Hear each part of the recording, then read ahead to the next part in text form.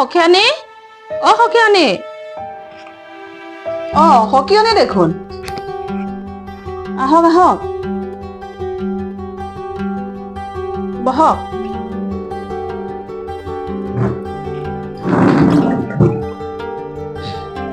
সখিয়নী জীয়েকৰ ঘৰৰ পৰা কেতিয়া আহিলে? কালি সন্ধিয়া পালোহি দিয়ক। সখিয়নী বিয়াখন ভালে ভালে গ'ল নহয়? ভগৱানে চলাই নিলে দিয়ক, আপুনিহে থাকিব নোৱাৰিলে বিয়াখনত। হয় দিয়ক, বিয়াখনত থাকিবলৈ নাপায় মনটো বৰ বেয়া লাগিলে। ছোৱালীজনী চিজাৰিং কৰিব নালাগেহেঁতেন, গুচি আহিলো হয়।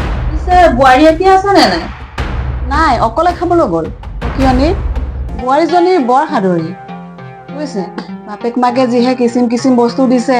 আহকচোন চাওকহি। চাওনো কি কৰিম, আমাৰ কপালত নায়েই।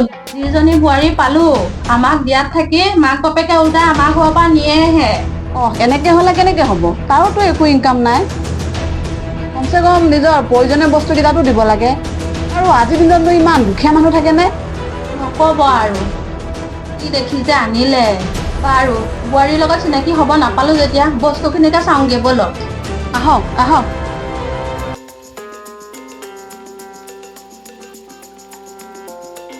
এইখন চাওক, 12,000 লৈছে ডাইনিং। এই টিভিটো আনিছে সখিয়নী, এই সোফাৰটো আনিছে, দাম বোলে ইয়াৰ 1.5 লাখ।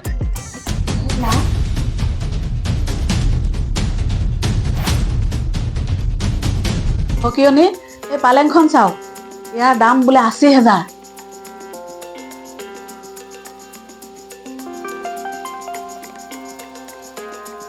সখিয়নী এইটো চাওকচোন,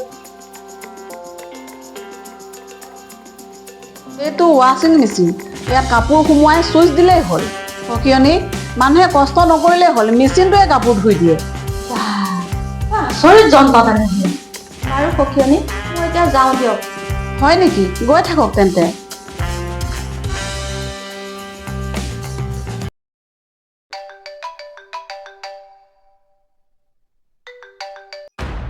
হেল্ল', কি হ'ল, পাহৰিলি নেকি? দাদা আপুনি মোক কেইদিনমান সময় দিয়ক। তোক আৰু কিমান সময় দিব লাগে? চাওঁতে চাওঁতেতো এবছৰে হ'লহি। কথাটো বাৰু হয়, কিন্তু টকাখিনি দিব নোৱাৰা কাৰণে মোৰ লাজে লাগিছে। বুঢ়া বিয়াৰ ধাৰ এবছৰৰ পিছতো মাৰিব পৰা নাই যেতিয়া লাজটো লাগিবই। দাদা আপুনি বেয়া নাপাব, মই সোনকালে মেনেজ কৰি আছোঁ। যি কৰ কৰ, মুঠতে মোক এসপ্তাহৰ ভিতৰত টকা লাগে। হ'ব বাৰু। টকা টকা টকা টকা, চালা চব ফালে টকা টকা, খালি ক'ত বাৰু ইমানবোৰ টকা পাম এতিয়া?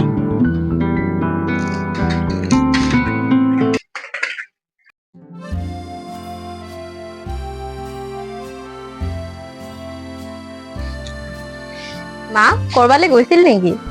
গৈছিলো, সখিয়নীৰ বোৱাৰীয়েকক মাকৰ ঘৰৰ পৰা দিয়া সম্পত্তিবোৰ চাই আহিলো। ইমানবোৰ বস্তু দিছে আমাৰ সেই গৰুটোৱেহে তেনেকুৱা এজনী ছোৱালী আনিব নাপালে। পৃথিৱীত আৰু ছোৱালী নেপালে, সেই চাল চিগা বিকহুৰ ঘৰতহে পালেগৈ।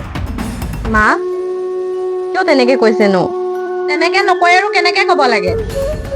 লৰাৰ বিয়া পতাৰ বয়স নহওঁতে পলাই আহি ঘৰ সোমালেহি।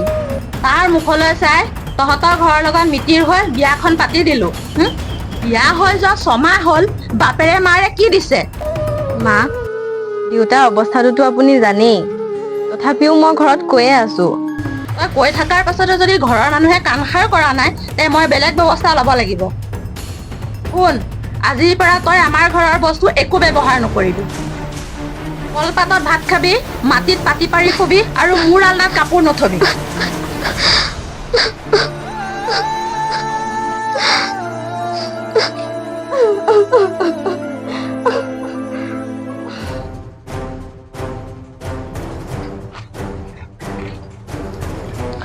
টকা টকা টকা। হেৰা, কি হ'ল? কিয় ইমান চিঞৰিছা? চিঞৰিব মন গৈছে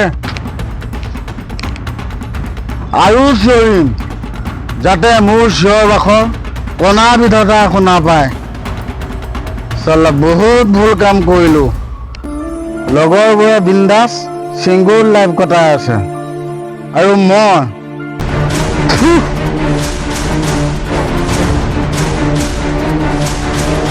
ঐ বাপেৰক যে টকা 20,000 কথা ক'বলৈ দিছিলোঁ ক'লি নে নাই? কৈছিলো দিব নোৱাৰিব বোলে। দিব নোৱাৰিব? কি ফাল্টু মানুহ ৰে? যৌতুকৰ নামত ফুটা কৰি এটাও নাপালোঁ, আৰু এতিয়া বিপদৰ সময়ত টকা 20,000 বিচাৰি তাকো দিব নোৱাৰে। মোক যদি সহায় কৰিব নোৱাৰে তেনেকুৱা মানুহৰ লগত মই কেতিয়াও সম্পৰ্ক ৰাখিব নিদিওঁ। মা, অ' মা। কি হ'ল? কিয় তেতু ফালি আছ? মা, হাজৰিকাই টকা বিচাৰি বাৰম্বাৰ ফোন কৰি আছে। মই কি কৰিম এতিয়া ক? কি কৰ কৰ, মই কেনেকে জানিম? ধাৰলৈ বিচাৰি ফুৰিছোঁ, ক'তোৱে পোৱা নাই। তাইক শহু বৰাকে টকা 20,000 বিচাৰিবলৈ কৈছিলোঁ, এইফালেও অংক নিমিলিলে। চাল্লা ভিক্ষাৰী জাত। থু, এৰা, তুমি কিয় জাতত ধৰি কথা কৈছা? লাজ লাগিছে নেকি? তোৰ বাপে কি তহঁতৰ 14 গোষ্ঠীৰ ভিক্ষাৰী?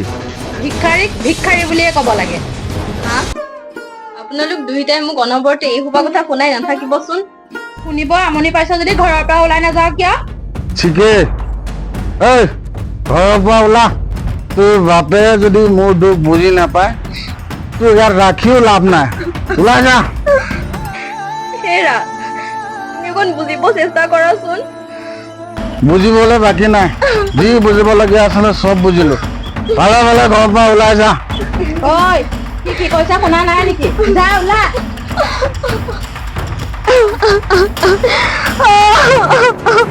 কালি দেখা যা ওলা, এতিয়া ওলা। জানো।